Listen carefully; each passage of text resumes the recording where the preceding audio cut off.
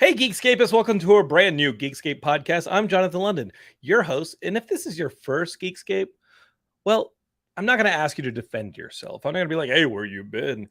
You've got a life. I acknowledge it. Maybe the people who ended up on Geekscape ended up because they didn't have a life and they ended up being geeks. But you know what? We rule the roost now. There are geek movies, geek television shows. Video games are the hottest sellers, and people are turning comic books into major multimedia properties. The geeks have won. Let's just face it.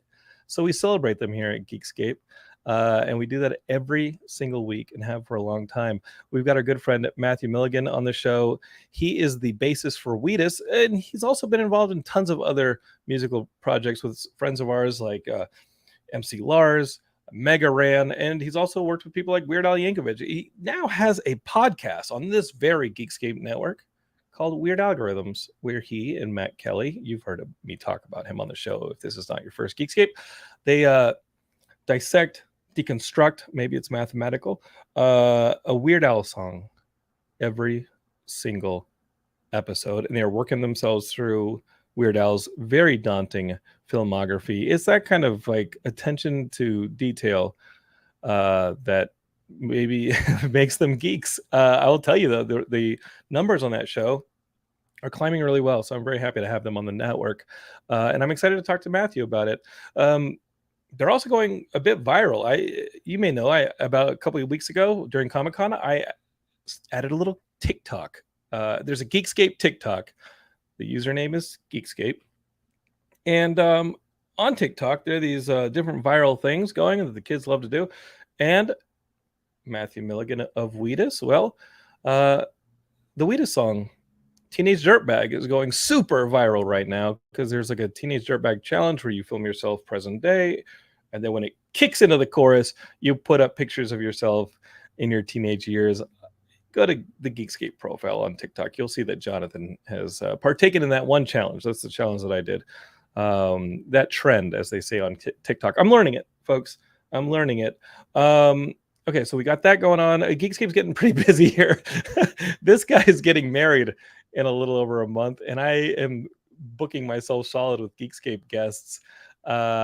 We got some amazing ones coming up. Next week, we're talking to James Kachalka, did I get that right? From Monkey vs. Robot, the comic book. That he's got a new one coming out from IDW. I just heard that Jeff Fahey, the lawnmower man himself, wants to come on Geekscape and talk to me for a little bit. That'll be fun. And I also have a conversation with Neil Abute coming up. He directed Nurse Betty and The Company of Men, and he's got a brand new movie, the remake of House of Darkness, coming out soon. So it's a pretty packed schedule here at Geekscape. It's a lot of fun, though. I love it. We're broadcasting this live on YouTube, Twitch, and Facebook. If you're listening to this on the podcast stream, then you're all set. You're all set. You're going to see all that content. Some of these episodes are not live streamed. I pre-record them. So if you want to hear the conversations with people like Jeff Fahey, Neil Abute, whoever I've got coming up sometimes, the best way to ensure that is you subscribe to the Geekscape podcast. If you subscribe to a Geekscape podcast, the Geekscape podcast, the flagship show, you won't miss a thing. I'll throw little bonuses on there. It's fun. I'm not going to ask you to join a Patreon. I'm not going to take money out of your pocket. All this stuff is free. All you got to do is subscribe. All right? That's how it works around here. Now that we got that little bit of business out of the way, let's start the show.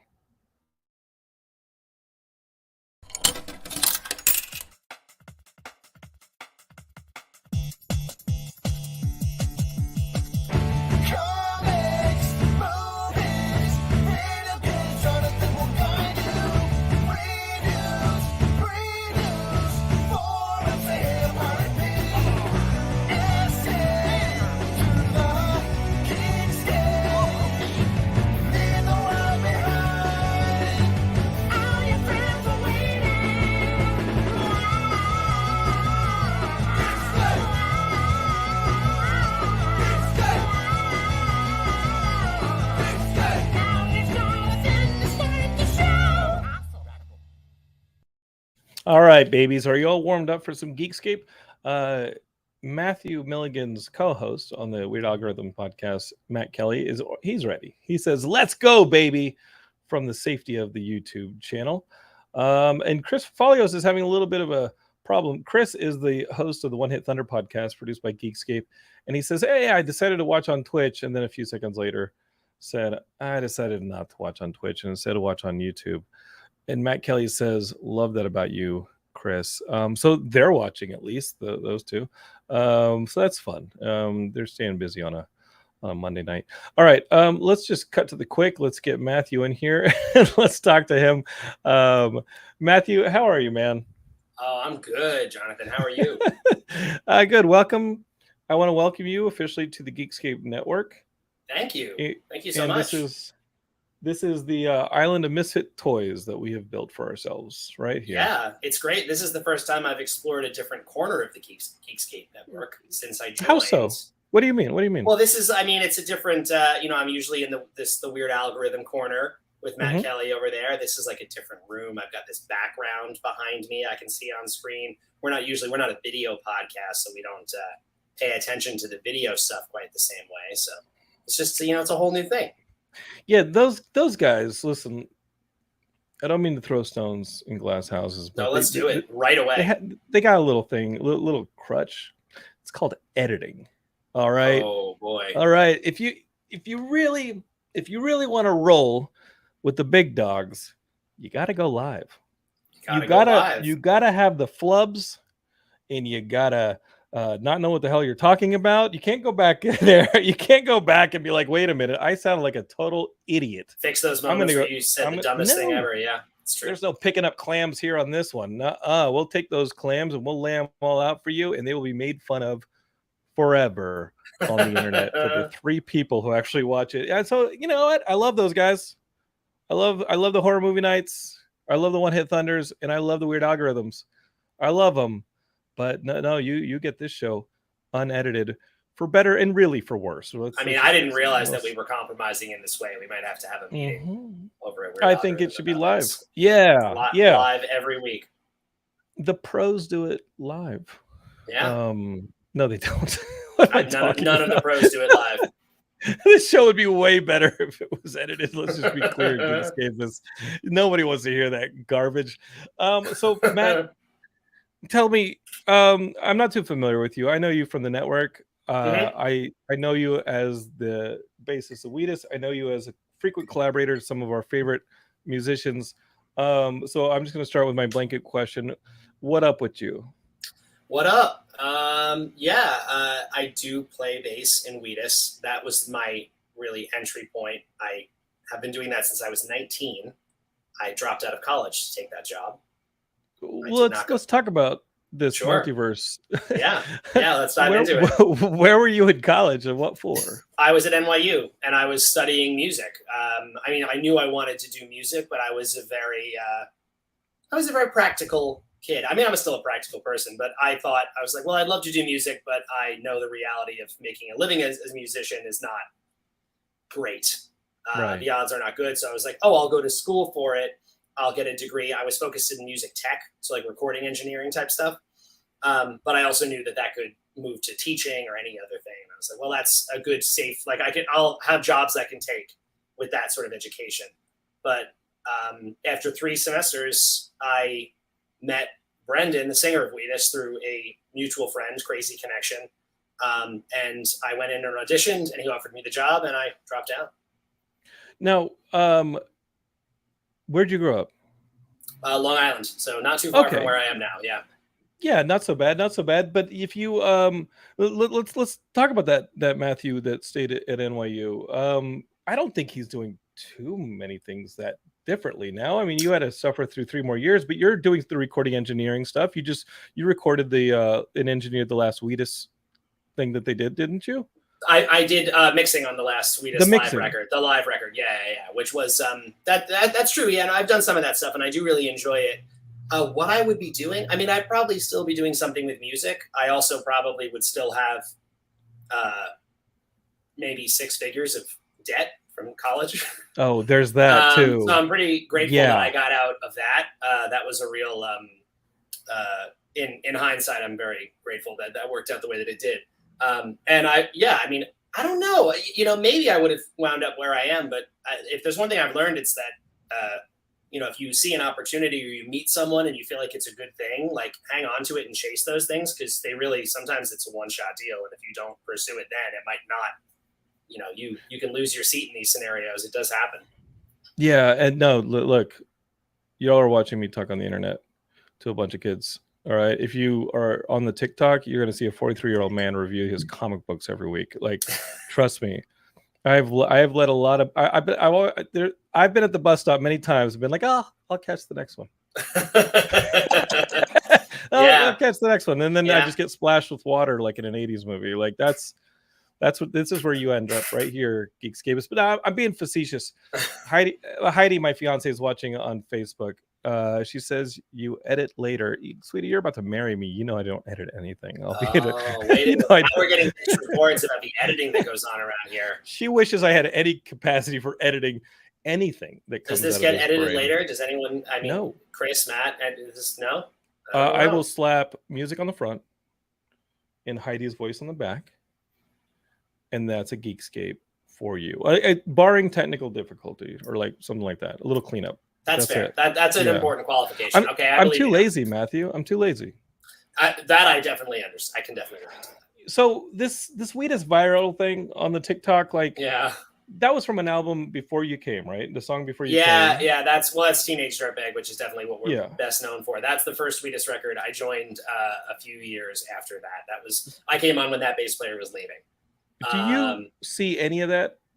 Do you see? Do you have any? Does it boost you? Does it boost anything that helps you out? I mean, maybe live touring. It does boost the overall. I mean, without getting too into the weeds on it, we are a band that operates like within I get paid salary out of a band budget, and when we blow up and when we have attention, more money goes into that budget. So it does affect me in that sense that like we have more budget to work and to record, to make new records, to just get together and rehearse, because we love to do that even if we don't have shows coming up.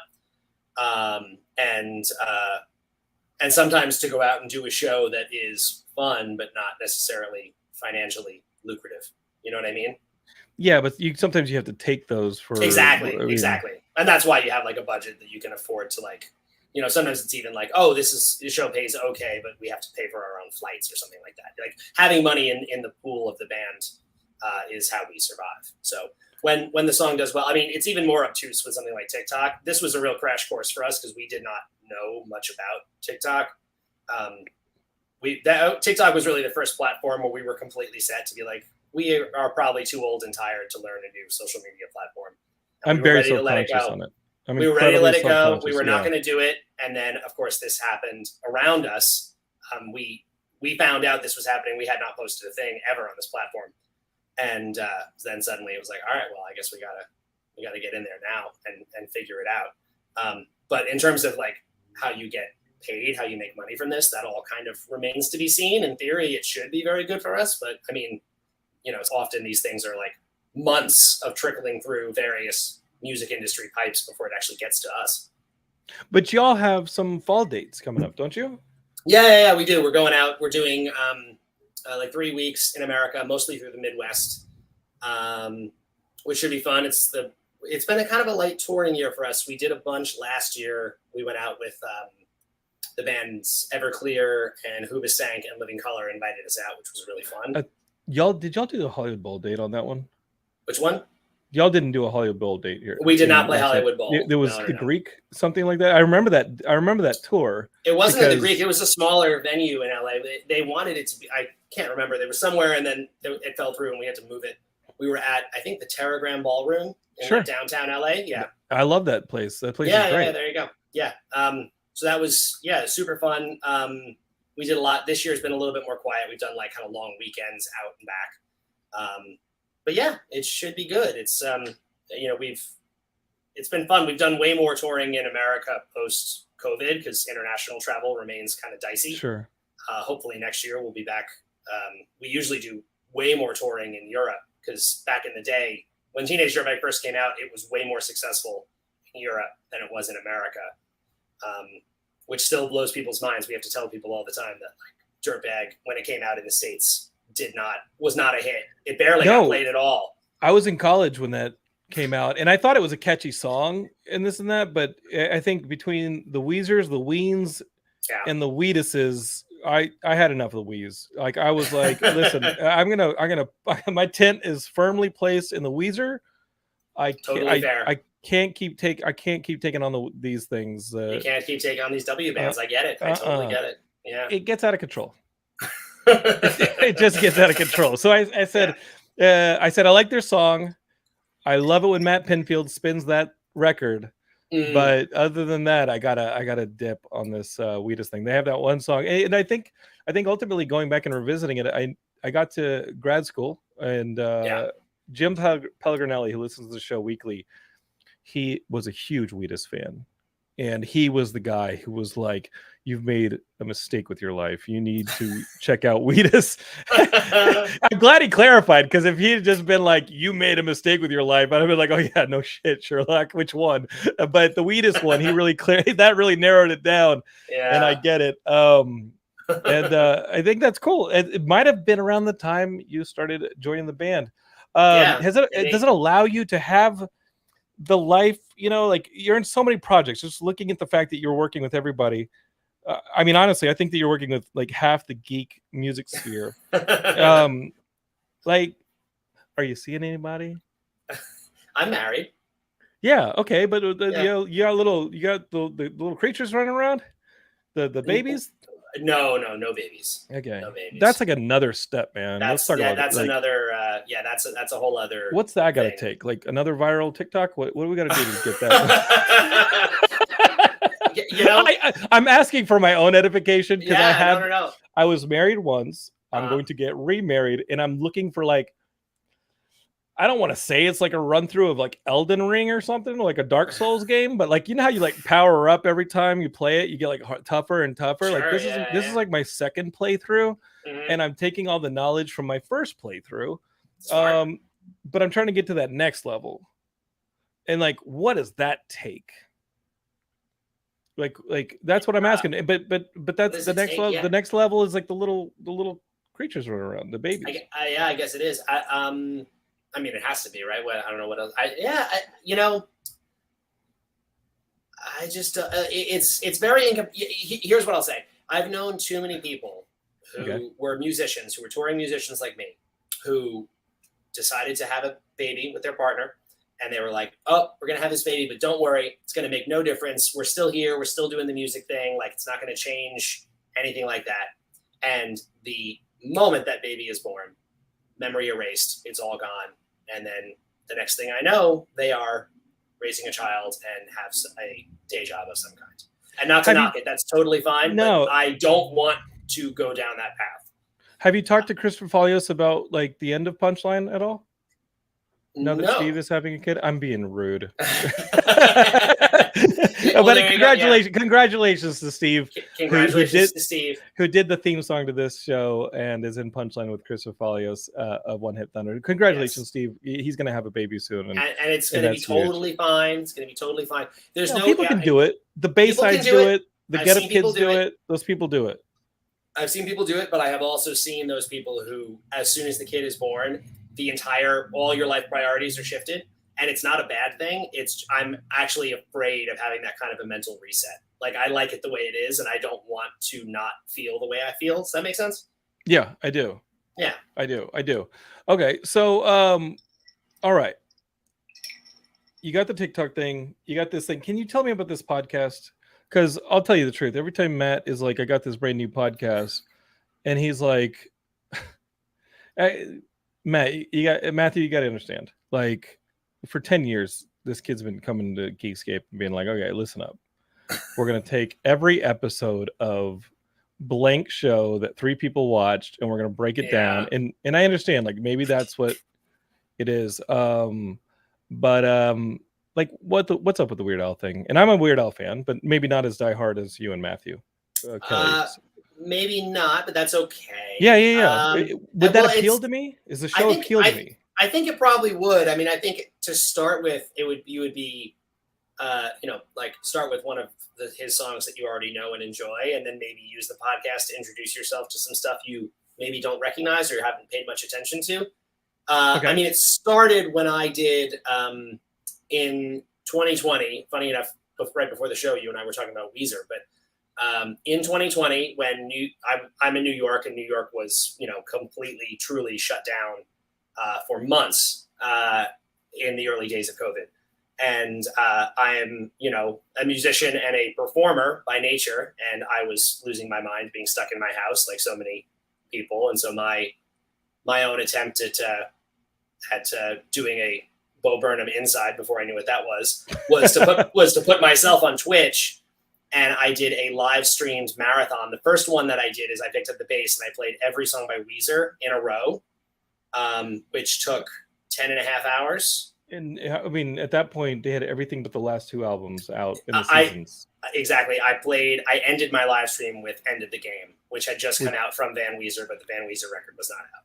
No, they kind of, I was so stoked for that album because they also got, like, right in like the first month of the pandemic, they squeezed Hero out. Yes. And we were like, oh, this is going to be awesome. And then they were like, surprise, we're going to do a whole other record. Yeah.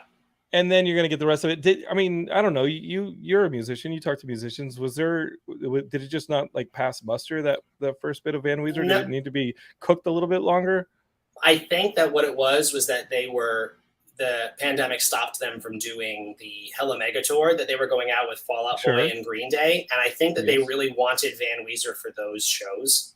I think that they thought that like having that material as the new release for an arena rock tour was the vibe they were looking for. And I think they didn't want to have their most recent record be this orchestral pop album, but be out there playing arena rock shows. Like, it just didn't jive. So I think they were like, let's move the order. We'll put out the mellow record, and then we'll release Van Weezer when we're actually going out finally and doing the tour. That's that mellow record like felt so appropriate to a bunch of people who had been holed up. That's true as well. Actually, you're right. It was that a part of me thinks like a part of me was like that just felt like it was a result of them being holed up and Zooming with each other, and then having to rely on technology to the point where they're like, you know what? I mean, we're all theorizing here, but that would be awesome. I'll tell you, one of my first jobs in LA was PAing on Marco Siega's version of the Island in the Sun video. And I met Carl, I met Pat. Well, I'd already met Pat through doing the radio show in college, but who's the guitarist? Brian Bell was so nice to me that he left me a nice note. I wish I still had it. He left me a note when he had to leave set. I wasn't with him, but they kind of assigned me to Brian, and I would drive him to coffee. And I haven't talked to him. I haven't seen the guy since summer 2001.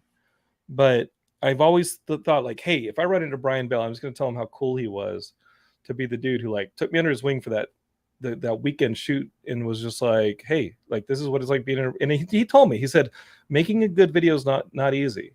Yeah. Like we've sometimes put in that video got reshot by Spike Jonze, but he said making a good video is not easy. As somebody who went on to make videos, not some that were not very good, I think about that conversation with Brian Bell a lot. Yeah. That stuff. On tour now, in the chat up on Twitch says, wait, didn't Jeff Gordon direct the big Wheatus video? And Jeff Gordon was directing a lot of videos back then. Was he the director? I think that Jeff also did some of the Real Big Fish videos as well. I'm double checking right now. It is, yeah. Jeff Gordon directed Teenage Dirtbag. That is true. Mm-hmm. He was like he was hot in the late 90s. Jeff Gordon. Yeah, big time. Brendan was in a band before Wheatus called Mr. Jones, and they had a song. It was like a major label signing. They thought they were going to be huge, and it was completely scrapped. Like barely came out. But they had a song with a fully mega budget music video that was directed by Mick G. which now in retrospect is insane to think about. This band. Like it must have been easily like it's like a 6-figure music video with full on. Like, it looks exactly like what you'd expect a video for him to look like, and then it just nobody saw it. But if you're watching this and you're curious to check it out, Mr. Jones, and the song is called Destiny, and it is on YouTube. You can watch it. And Brendan is the guitarist. He actually kind of even looks like Dirtbag Brendan. He's got like a bucket. I think he has a bucket hat. But it was pre-Wheatus. Brendan got paid a little bit of money from doing that and took that money and used it to fund the first Wheatus album. But I think with our community of aging rock people that survived the 90s. Like everybody has a story. Like Linus Dotson has a story like that. You know, he plays for Nerford now, but he had his band Size 14, and Size 14 had videos that didn't come out.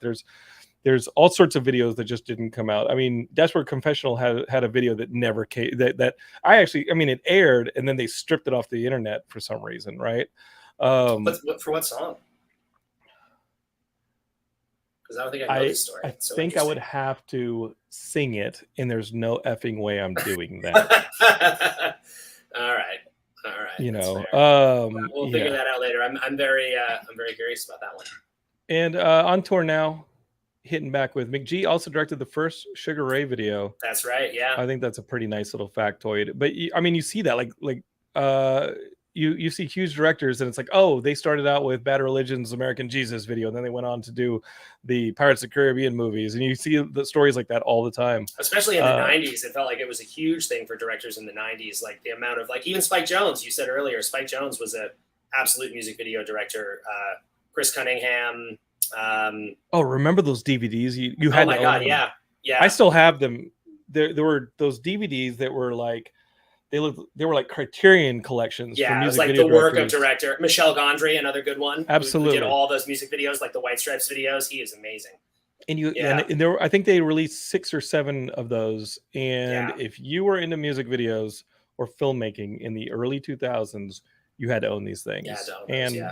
I'm never giving up mine. They'll have to pry them out of my mind. I think I still have mine too, actually. Yeah, they're fantastic. It's a great testament to see that stuff too, and think about like back then.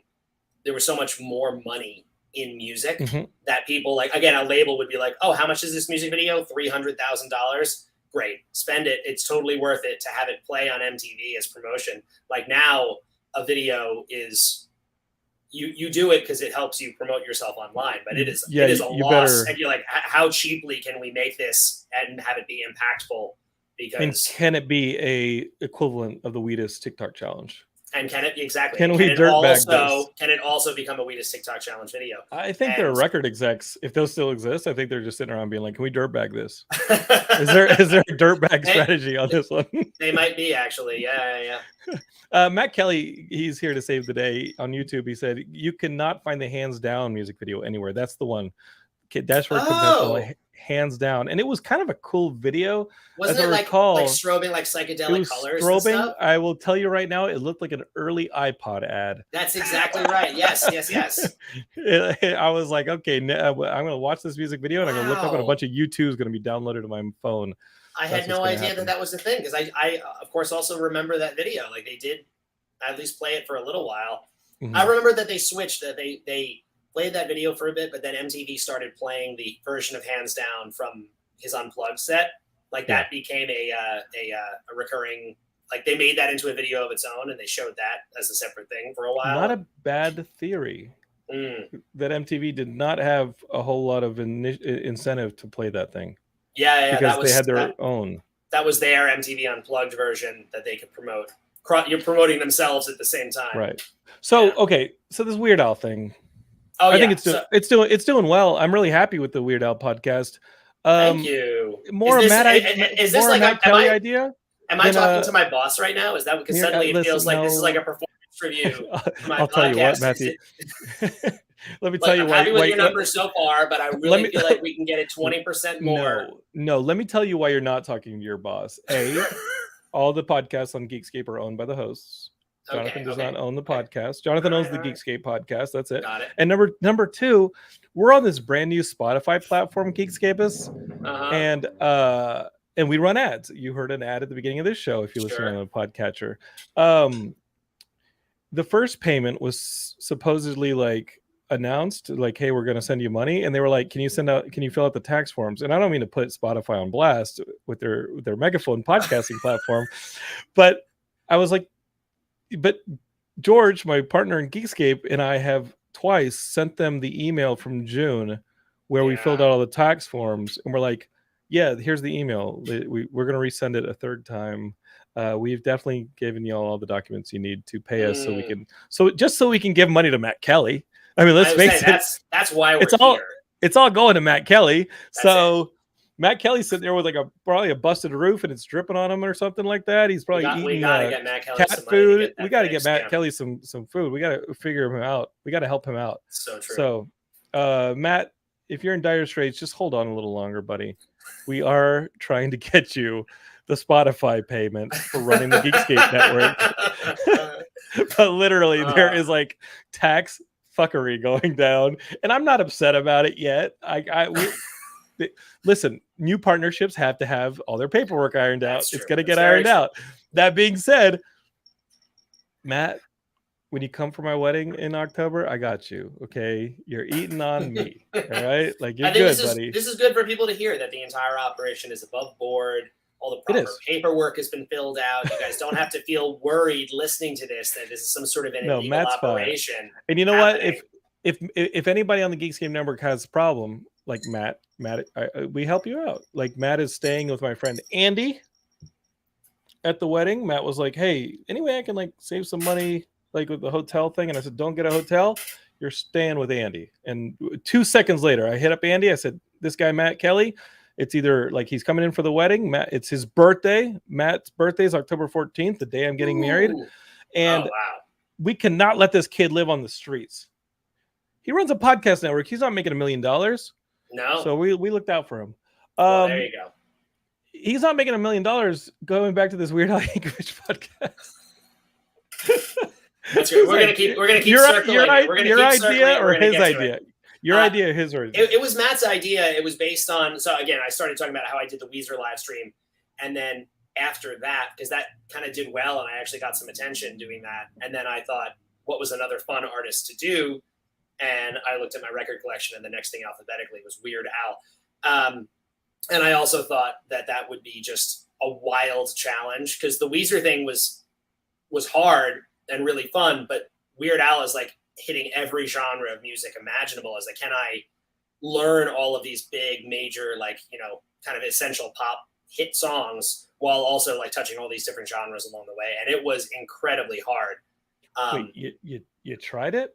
I did it. I played every Weird Al song in a row. That one, so the Weezer one took me like 10 and a half hours and Weird Al took me over 12. What? Yeah, it's true. The pandemic broke you. It completely destroyed me. It was, again, like I was desperate for something to feel like I could function, like some purpose, some sense of like, what can I do to feel like I'm still myself? And that was the best idea I came up with was, can I perform alone at home on a bass, which is like the worst possible instrument to play alone. It's so not cool if anyone ever asks you to play it, if anyone ever offers to play you a solo bass performance, walk away. It's not fun. I'm a bass player. I know my place. No good.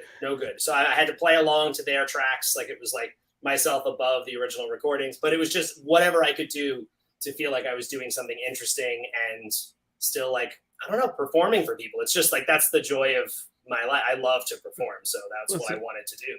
Matthew, we were in a global pandemic. 1 million Americans died. Just take the fucking Tiger King. Just watch the damn Tiger King, buddy. To be fair, at that point, it was a much smaller number. It felt very appropriate to play Weird Al songs. Okay. And I did. I don't know. I took a little bit of a break, but I was completely stir crazy, and it gave me a sense of purpose at a time where I actually really, it was super, super good to have. We were talking earlier. The bass is the only one that I've ever played.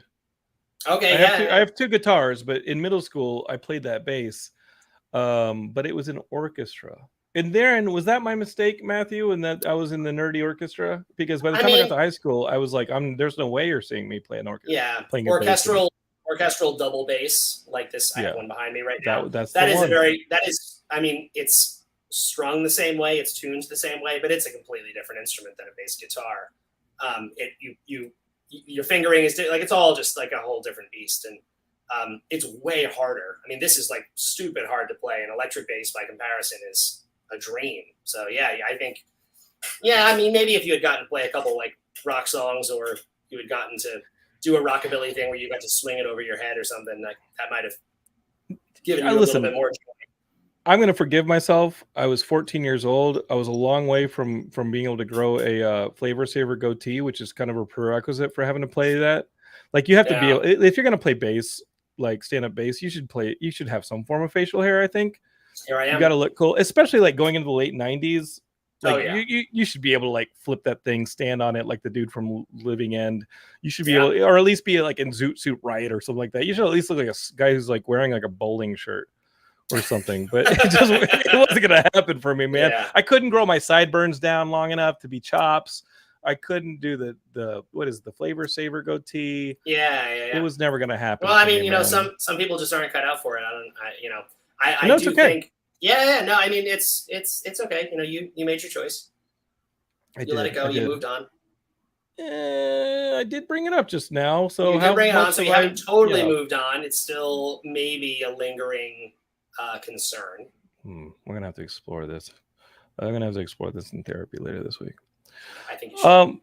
Okay, so speaking of lingering concerns and mistakes we may have made from our lives and rehearsals that we may have needed, let's talk about this Nathan Fielder show. I got to tell you, the exposure I have to Nathan Fielder is that Nathan For You show on Comedy Central that I loved. Yes, me too. But it has like a mean streak to it. It kind of does. I mean, it's interesting. Like, it doesn't. I've always thought that Nathan For You is interesting in that I feel like it has all of the structure of a prank show, but it's not really pranking the people. Like he always kind of spins it at the end where it feels more like the joke is on him. Like he makes himself look dumb way more than the other person. Like he is the dummy in the scenario every time. Sometimes his advice is more ludicrous than others, and sometimes you can tell he's like yanking people's chains more than others. But at the end of it, I don't know. I never felt like he was being too overly mean to anyone on that show. And it was more about him showcasing his own insecurities and just kind of foolishness, I guess, really. But now you've got this show, The Rehearsal. This rehearsal show, like I knew as a fan of Nathan For You that I was going to watch this. Yeah. The idea seemed so meta when I saw the trailer for it. And then you watch the first episode and he's helping somebody. The whole plot of it, Geekscape, is if you're not familiar with The Rehearsal, it's getting a second season on HBO Max, but it's basically Nathan Fielder is helping someone rehearse tough moments in their lives. And the first episode is someone who has to admit to his weekly trivia group of friends that he doesn't have a master's degree, and he's told them that he has, and they've gone so far as to send him resumes for job postings that he, without a master's degree, isn't qualified for. And he finally just wants to tell them, guys, I don't have a master's degree, and he's worried about how they're going to react. So Nathan's going to rehearse. He's going to replicate the bar that they do trivia in. He's going to audition actors and have them play his friends. He's going to get bar patrons in there. He's going to try and make this rehearsal as true to life as possible to get this person capable of making this tough moment, right? To doing this tough moment and facing their fear. I thought it was really sweet, that first episode.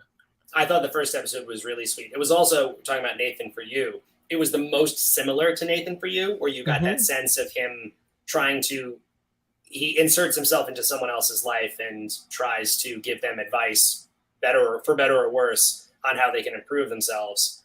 And yeah, no, I thought it was really, really sweet. It was incredibly compelling. I mean, if you watch like the process of him practicing and then attempting to actually do this, like in real life, like it's gripping television watching him like sit at the bar and ponder like what he's actually doing. And sometimes it's just fun to see the lengths to which they replicate things, like to the detail, to the minutia, that they're like, hey, we got every single detail right. The only variable is human nature. And you can argue whether or not there's like a neurodivergency to some of the people on the show. Are they on the spectrum? Are they, what is going on with them? I loved that first episode, and then the onion, in the layers of the onion, just started getting peeled as you went. That second episode, you meet a woman who wants to have a family, and so Nathan is going to give her a kid, and the kid is going to age every week, every 3 hours. I mean, because of the laws of child actors, this kid is getting cycled out with other kids. I mean, it gets meta so fast when you meet Angela, and Angela wants to have a kid, and then you start to think like the wheels start coming off like pretty fast. It starts happening really, really quickly. Well, because it just comes down to in broad strokes, the idea of like all you have to do, Nathan just keeps convincing himself and the people around him that if we just think it through in every possible angle, we can create a perfect simulation of what will actually happen, and you can go into it totally prepared. And all the show keeps revealing is how impossible that actually is. Like all of these insane things happen. The guy that Angela chooses to be her partner in the house for the rehearsal is next level bonkers crazy. You don't like Robin? Well, here's the thing, Geekscape. Robin who crashed his Scion TC at 100 miles an hour. So Geekscape is I've been asked 3 times in the last week as I recommend the show to people and say, hey, if you're not watching the rehearsal, I don't know what you're doing with the television, because this is the best thing to watch on TV. And I've had people say, yeah, I watched it. It's crazy. It's scripted, right? I don't think it's scripted at all. If there's any manipulation there, I mean, there's tons of manipulation. He's actively having people rehearse in like pseudo sets and things. But the manipulation is the casting. Like Angela was cast kind of because she's Angela, and Angela, if you learn as the season goes on, Angela's gonna Angela. She had her own like kind of kooky nature to her, and I mean the seams start to split kind of quickly. It does. And I mean, one of the things you also can appreciate from watching Nathan For You is that he seems to have an incredible eye for finding the craziest, most interesting people and putting them on his show. Like his ability to zone in on someone and be like, this person is gold. They're just left of center. Yeah. And it's not like a mean way. I think the Angela thing could have worked, but Angela didn't buy in. And you learn that by episode 4, when you realize anytime the cameras aren't on her or Nathan isn't around, she could care less that she's on the TV show. She could care less that she's supposed to be holding up this image of even trying to rehearse motherhood. Like she's not. The Christianity Judaism thing that happened in episode 5 is kind of intense. Also, what you realize is like he is trying to rehearse. By episode 3, he's trying to do a brand new rehearsal, and just the nature of what he's trying to do becomes unwieldy. Yeah, like his subject disappears. He doesn't finish the episode. The subject. Well, yeah, it's very interesting that he tries to go to all these great lengths, and the rehearsals he's trying to plan wind up collapsing around him, because I think he comes to realize that nobody cares about this as much as he does. Like he is the one who's like so into the rehearsing, and he brings in these other people who on paper go, oh, this sounds interesting. And then they start doing it and they're like, no, I'm out. This is too crazy. I can't do it. Matthew, I think I'm gonna disagree with you on the only people who care as much about the rehearsal is him. No, we do too. And I think in the the week that we've been talking about you coming on the show, when we found out that we're both big rehearsal fans, that Twitter account that I found that is like all the fans talking about the rehearsal and finding Robin on Facebook and finding Angela on Cameo and finding all of the people who are in the rehearsal in their actual lives and still being kind of crazy. No, they definitely are still. It's still kind of happening. I know that's the craziest thing about it. And I would say if you're listening to this and you have not seen the show yet, I cannot recommend it enough. It is also like another super interesting thing it does is it definitely very intentionally, we're kind of hinting at it, really blurs the line. Like it intentionally makes you question at all times whether or not someone is acting or not, whether someone's an actor or someone's an actual person. But also at times, I think the point he is trying to make is that it's kind of all the same in so many ways. Like if someone's a real person, but they're on TV, even playing themselves, they're acting kind of, right? Like they have to, of course they are. They're not who they normally would be. Even as indicated, exactly. You can see in the show, they even show what Angela does when she thinks there's no cameras there. Exactly. Right. So it's highlighting how like basically all reality TV in so many ways is fundamentally flawed, dishonest, and manipulative, probably to both the viewer and the people who are on it are being manipulated as well by all these things. Like it's the amount of stuff that you get the sense he's trying to say with this show is overwhelming to try to wrap your head around all of it. I don't even know if it's planned. I have no idea. That's the thing. I don't know how. the Angela thing, well, I think what I was going to say was when you then hire actors into it to play the scripted, to play the people who are real life people, then you have actors. It is meta Geekscape, so it'll get away from us real quickly if we try and deconstruct it. But I think that some of the discoveries aren't scripted. I think the script in the narration actually come from real discoveries. And I was there at 8:00 p.m. Pacific time, waiting for that season finale to drop, expecting to have a bow tied on it and say, hey, this is going to be really funny. We're going to see this whole thing come to a satisfying conclusion. And I think ultimately, if you'll agree with me, but you don't have to. The one thing that I came away with it was an incredible statement on single motherhood and how single mothers are also fathers. And he just put a bow on that statement, which wasn't even stated literally. It was painful. That episode was actually really sad. And watching a child actor connect with Nathan playing his father, and then have the show end and realize that the role, this is a kid without a dad. He's a child actor. Nathan is playing his father because it's part of the rehearsal. And then when the show ends, he still wants Nathan to be his father. That was hard to watch. Oh, it's very, very, the end is very sad. Like really shockingly so. Like that kid completely breaks your heart. And Remy. No, I think like Remy, yes, thank you. He deserves to be named because was amazing. It's I mean, it's a comment on motherhood, single motherhood. Absolutely. It's arguably a commentary on what we do to child actors. And just how appropriate or fair it is to put kids of a certain age through this process. But then Nathan does it on his show, but then highlights it at the same time. Like it's a really bold, it's like multiple profound statements at once. And it's unclear exactly if there's a single thing he's trying to land at the very end of that. I'm not even sure what it would be. But they leave it with you. The one thing I thought that he would do was give like a Nathan for You wrap-up narration, and instead it cut to credits, and you're just left having to figure it out for yourself. That I mean, at first I was unsatisfied with the ending. I'll say that I was unsatisfied with the ending of season 1. And as I think about it, I was like, no, dude, Sopranos finale. What would you have done that would have worked any better? Exactly. Yeah. The one thing I loved about the finale, and it took me a little while to process this. So this is really hard to explain if you have not seen the show, but if you have, this will make sense what I'm saying. So Nathan gets to this point where he is rehearsing. He's rehearsing pretending to be this kid's dad. That's part of what he's doing on the show, right? But then he gets nervous that he made a mistake with the child. So he goes back and he rehearses as the mom interacting with this same child, but an actor playing the child now. To see where he might have gone wrong and hurt this kid. And at the end, they have it's so crazy. It's so insane and meta. But then at the end, they have this heart to heart. And for the first time in the entire show, you get the sense that Nathan is actually having a real emotional connection with someone.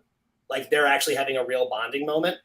And in that moment, the kid says, I love you, mommy.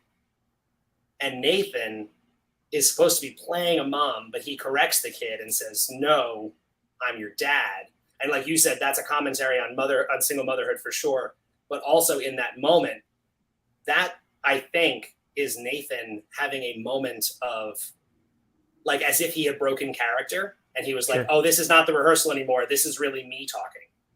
But it's not really him talking because he's so many layers deep in delusion that his breakthrough was being like, no, I'm not playing the mom anymore. I'm actually your dad. But he's not actually the dad.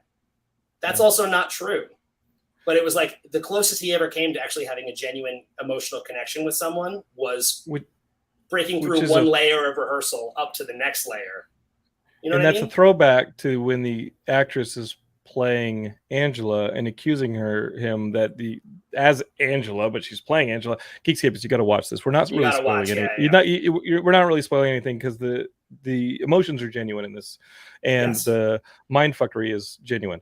It will still hit. Trust me. Oh yeah. When she says, "You just want to feel something and you never will," and first off, cast that girl. She's awesome. Oh my god, some of the actors in this show were absolutely amazing.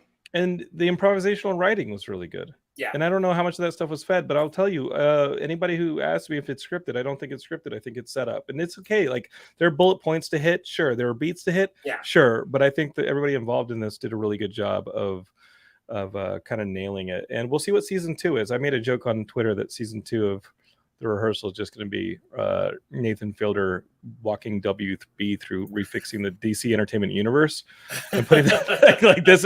All right, this is how you make a new Superman movie. Here's what you need to do. And here's how you make the Justice League, and let's rehearse putting together a multi-billion-dollar entertainment empire. Yeah. Because geeks, you're not too happy with Warner Brothers, are you, right now? Are you? You're just not. They canceled your Batgirl.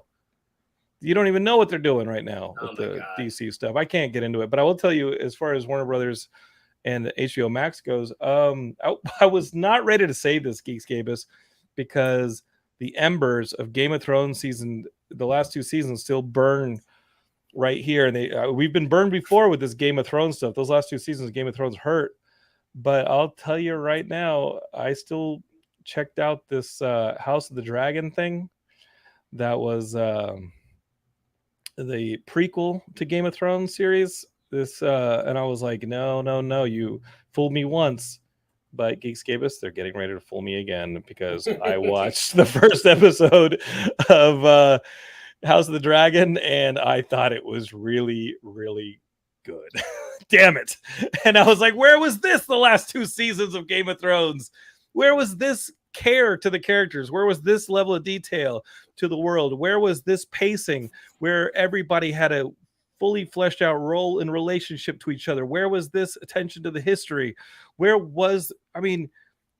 This was what we got the first couple seasons of Game of Thrones, and it just felt like it was shot out of a can in the last 2 seasons just to wrap things up in a very unsatisfying way. It felt very slapdash, and a lot of people came out of the last 2 seasons of Game of Thrones pretty unsatisfied with that's how you wrap this up after setting up for so long. I actually like this pilot for the House of the Dragon more than I like that first Game of Thrones pilot, and maybe because I'm already familiar with the world, so I'm able to get more out of it. Because let's face it, if you haven't read the books, that first Game of Thrones pilot with Sean Bean and all that, there was a lot of homework you had to do, and there was a lot of characters thrown at you, and you were swimming for a lot of it. With this one, you're more familiar with the world. You know that it's roughly 200 years before what you've seen, and they do a really good job of placing all the pieces on the board and seeing how things are going to set up. It's violent. It's definitely gross. You're definitely going to have some squeamish moments where people get hurt in nasty ways in some medieval fantasy fashions. But I like the relationships. I think they're engaging. I think Reese Ifans is an awesome actor. He does a good job. And Matt Smith is fantastic. Everybody in this is doing well. I mean, this is the Game of Thrones you want and didn't get the last 2 seasons of the original series. So this has my endorsement. And I will tell you, I'm going to watch it every weekend excitedly, but also like bracing for a heartbreak. So yeah, I'm recommending the House of the Dragon. I was pleasantly surprised. I thought it was great. So can I ask you, as someone, because I did not, I was one of those people, I was behind on the original Game of Thrones, and then as I was in the process of catching up, those last couple seasons started running, and I started just hearing bad things, and it made me stop. Like, I just never finished the original Game of Thrones. Sure. But I know this is also a prequel, 200 years. Like, if I just started watching this, would that be cool, or am I going to be completely lost?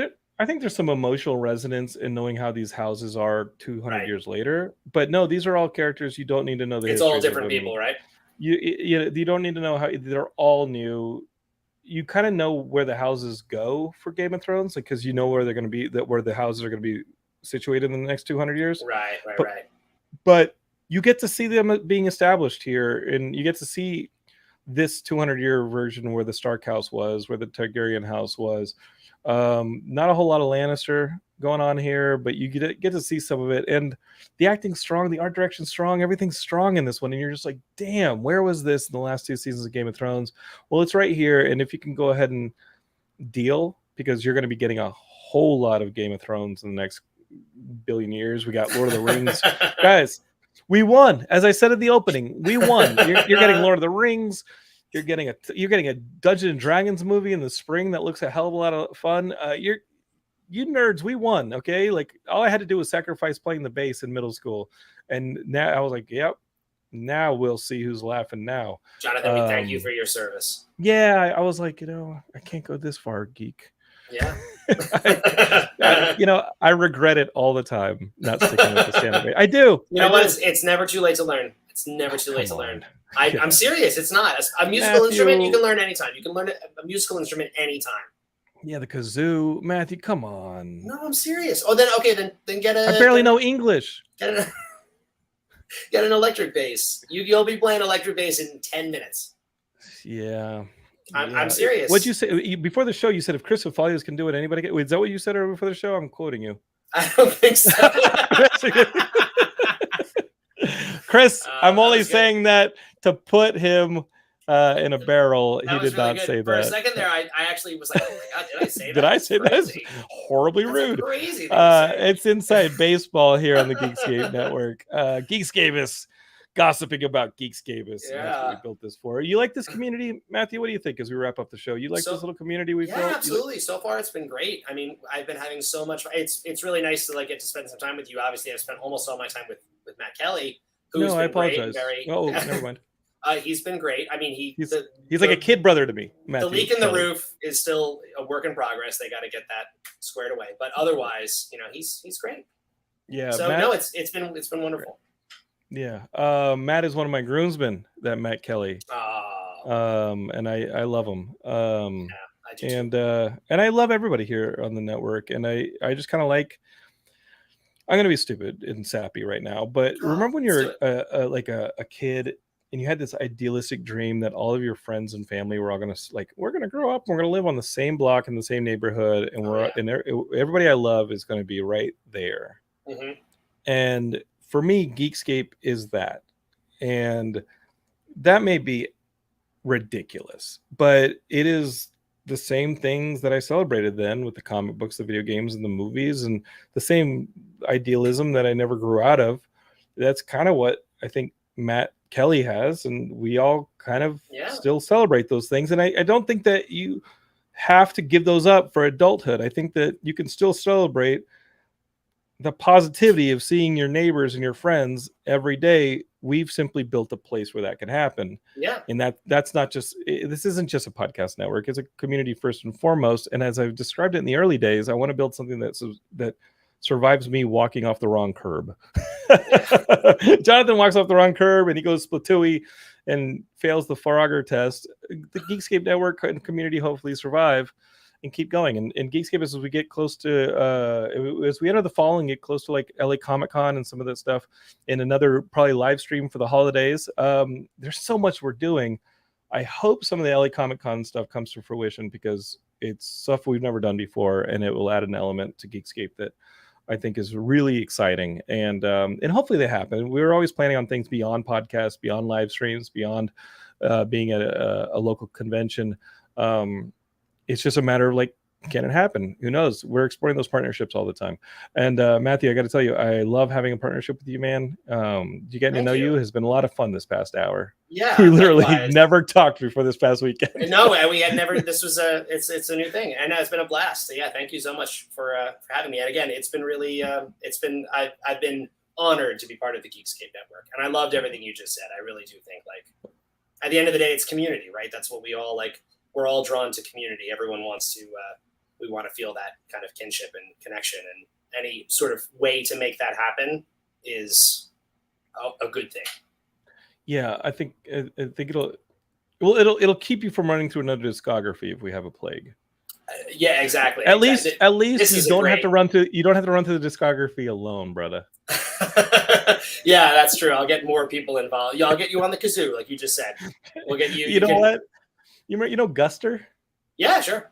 I played the triangle for Guster. No way, really? Yeah, they were still going as this was summer of '95. They played a summer camp, and I lied to them and said that I played as they were setting up. They were still going as Gus at the time, and they were. I was joking with them as I do with everyone, because why be real? Sure. Why be vulnerable? And I was like, yeah, I play an instrument. And they're like, what? I said a triangle. They said, if you could find a triangle by the time we play, you're going to come up on stage and play with us. And I scoured for the next 2 hours for a triangle, and I found it, and I played it. Found a triangle. I don't know how to play a triangle, but I banged the hell out of it during one of their songs. I can't believe you could find a triangle. I feel like right now, if you asked me to find one in 2 hours, I wouldn't be able to. You just have to go to the music room at a college, and they had it. There you go. Yeah. Insane. You can listen to Matthew Milligan here on the Geekscape Network as the co-host or host. I don't know what are you the host and Matt's the co-host? I mean, I think we're going with just dual co-hosts. Okay. All right. If one of us is host above the other, that's going to be a tough conversation for later. We have not. Let me tell you, somebody who's known Matt Kelly for a very long time, you give that kid an inch, he takes a mile. All right? So now we're on record. This is a 50-50 scenario. All right, okay. Co-host and co-host. Okay, you hear that, Kelly? The second Spotify clears, as soon as it some of this is going to Milligan. After you fix the leak, you can recoup the cost of the leak, and then we'll talk. So Geekscape, you can listen to Matthew every week on the Weird Algorithm podcast, which is tearing up the charts for the Geekscape network. And we have tons of other shows. Just go to your favorite podcatcher, search for Geekscape. You're going to find this flagship podcast where we're a mile wide and an inch deep in knowledge on all of that. And then you can find all the more detailed shows about filmmaking, video games. We got wrestling. We got all sorts of stuff on the network. So just search for Geekscape. You'll find us. And then we're obviously on social media, whether it's the Facebook, the Tickety Talks, the Instagrams, and all that stuff. Search for Geekscape. That's where we hang our hats. Come hang with us. It's that community we're talking about. Anything else to add, Matt? Where's the best place to find you, sir? You can find me on Instagram, Facebook, my handle, Twitter, although I really don't tweet anymore. But my handle everywhere is Milligan, Milligan. And I have a website, which is matthew-milligan.com, which tells you like who I'm playing with and when. I have a bunch of shows, as I mentioned, with Wheatus coming up in the Midwest. And beyond that, some other cool stuff, I think, by the end of this year. I can't say yet, but working with some other fun people. It should be good. Yeah, dude, we're excited, and the best place you can hear it is by following Matthew on the socials. Yeah. And and obviously, keep as you said, keep listening to the Weird Algorithm podcast, or check it out if you haven't yet. You do not need to be a diehard Weird Al fan to appreciate it. We just did an episode where we talked way more about the B-52s than Weird Al. So don't even worry about that. Just tune in with us and hear Matt and I chat about all manner of things. Sounds like a good time. Geekscapists, thank you for checking us out, and we will see you next time. Till then, don't hate, create.